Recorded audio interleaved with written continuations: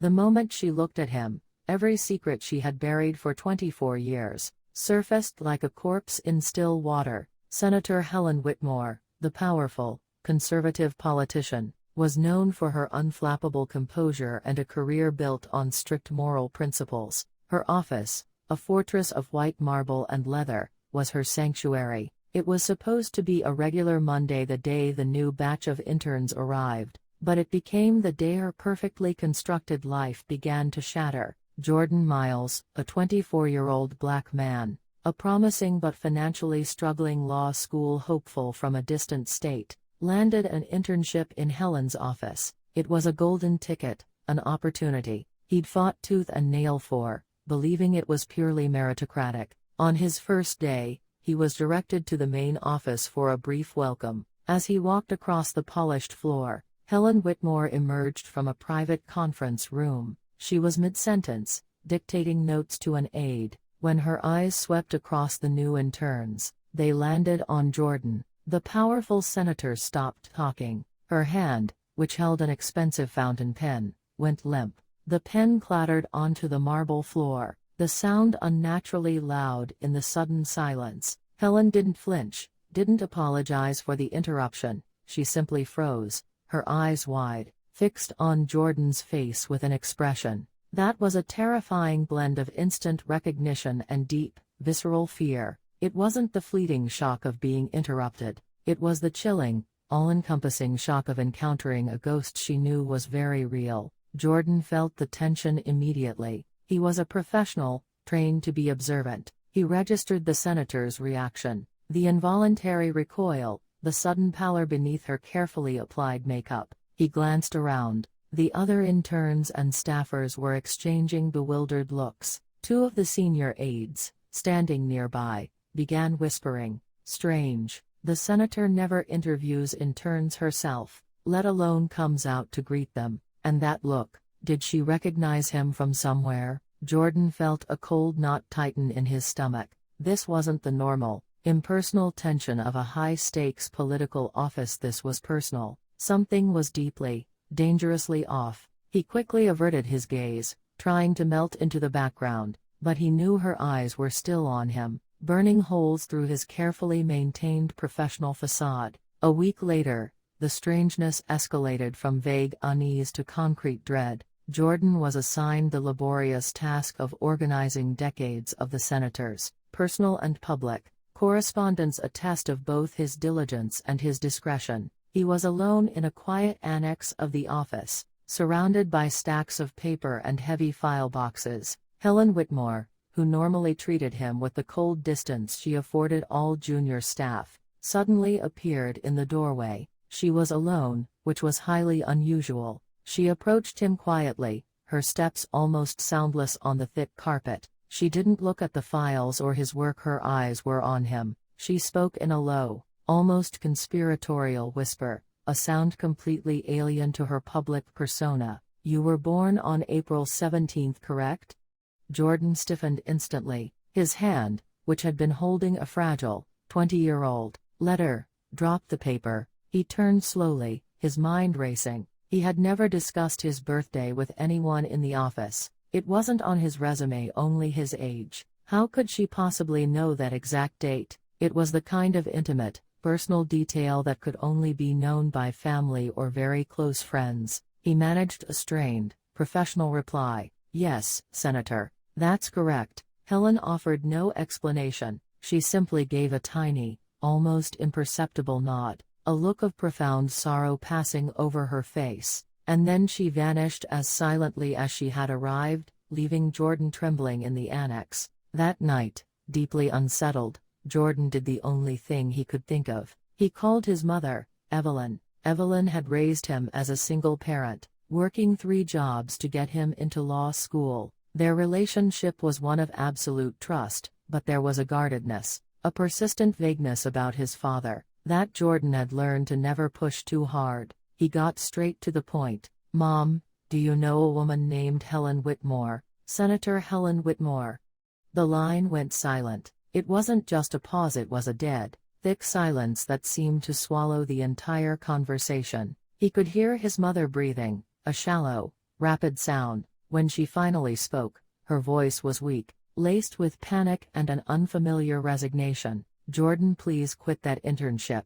Now. Don't ask why. Don't tell anyone I said this. Just pack your things and come home." The urgency in her voice was terrifying, but the lack of explanation only fueled Jordan's need to know the truth. He hung up the phone, his mind set. He wasn't quitting. Not now. He was going to find out why this woman, this powerful figure, knew his birthday and why his mother was suddenly so afraid. The next day, driven by an obsessive need for answers, Jordan found himself back in the senator's office. He wasn't looking for files this time, he was looking for a secret. The senator was away at a Senate hearing, the office unusually quiet. Jordan remembered noticing her quickly tucking something away when he was organizing files near her personal desk a few days prior. He approached the large, imposing mahogany desk, tucked away beneath a stack of old policy drafts. He found a small, intricately carved wooden box. It was heavy and locked with a small,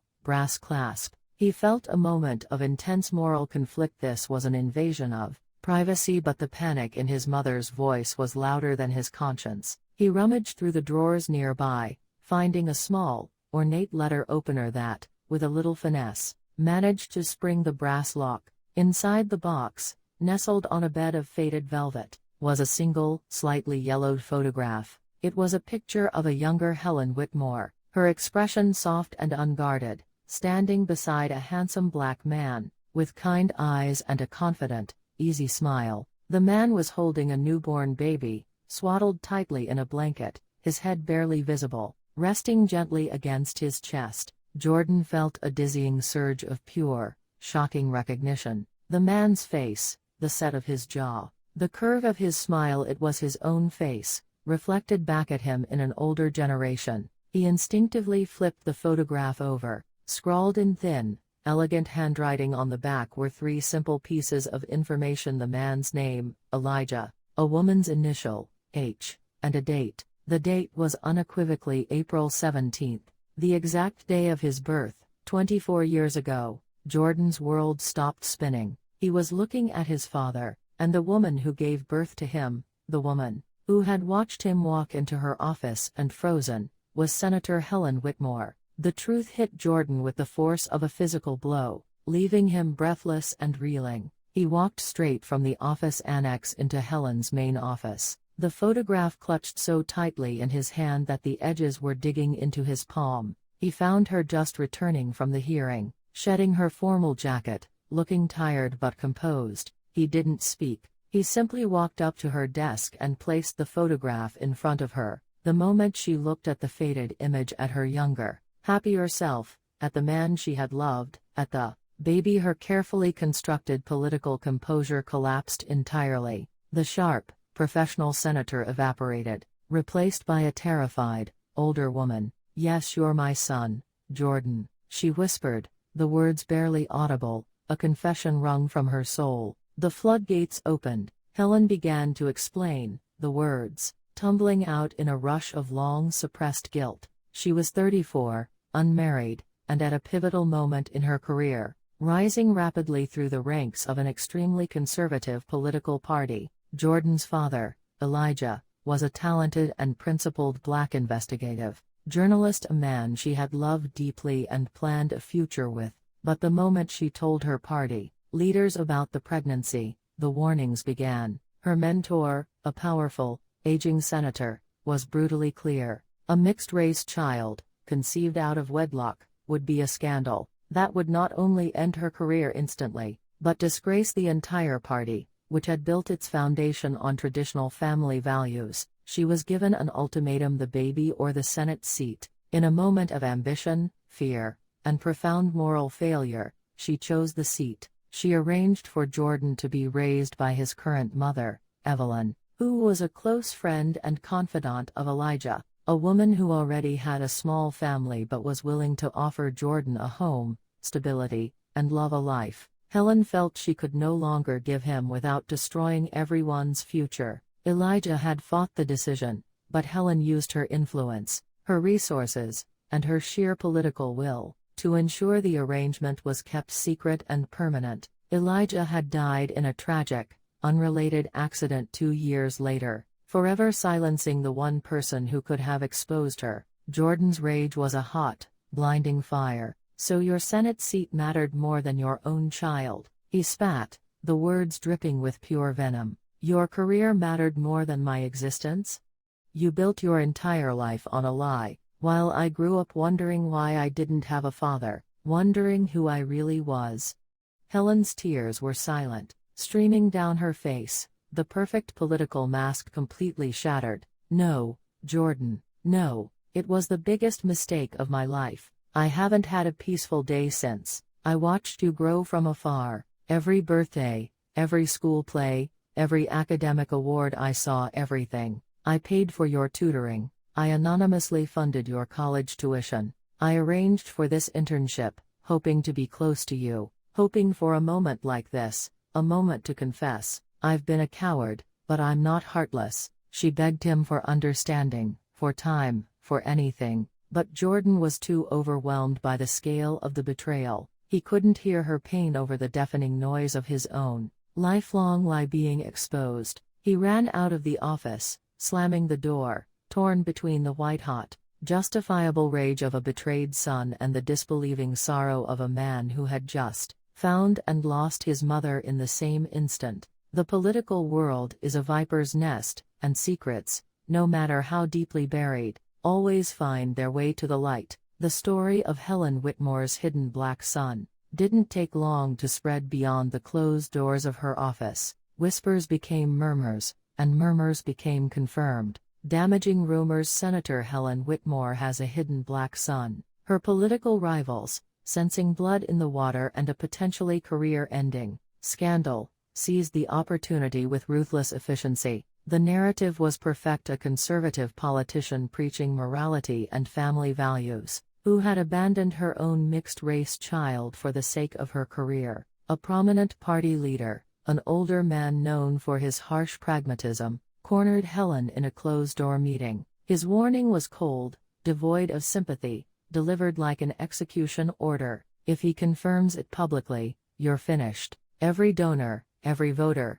every moral plank of your platform, it all collapses. Do whatever you must. Buy his silence. Deny it. Disappear him, if you have to, but you must prevent him from confirming the truth." Jordan, meanwhile, was thrust unwillingly into the harsh glare of the public eye. Reporters, scenting a massive scandal, hounded him relentlessly. They staked out his small apartment, ambushed him on the street, and barraged his phone with calls. He had become a political weapon, a lightning rod for racial, moral, and political debate. He realized he held all the power. A simple, public confirmation of the truth would destroy Helen's career in a single, irreversible moment. It would be the ultimate, satisfying revenge for 24 years of abandonment and lies. But as he looked at the flashing cameras and the hungry faces of the journalists, a different, more profound realization dawned. Staying silent would hide the truth forever, protecting the powerful woman who had hurt him. But speaking out would not just be an act of revenge, it would be an act of self-definition. He realized he was not a liability to be managed, but a man demanding recognition. He knew what he had to do. He spent 2 days in hiding, ignoring Helen's frantic, desperate calls and messages. He emerged only to arrange one final, private meeting with her at a neutral location, a quiet park bench on a cold, overcast afternoon. There were no staffers, no security, just a mother and a son meeting for the first time as who they truly were. Helen tried to offer him a deal, a settlement, a foundation, anything to ensure his silence and save her career. Jordan let her talk, listening with a detached sadness that was far more potent than his previous rage. When she finished, he leaned forward, his eyes locked on hers,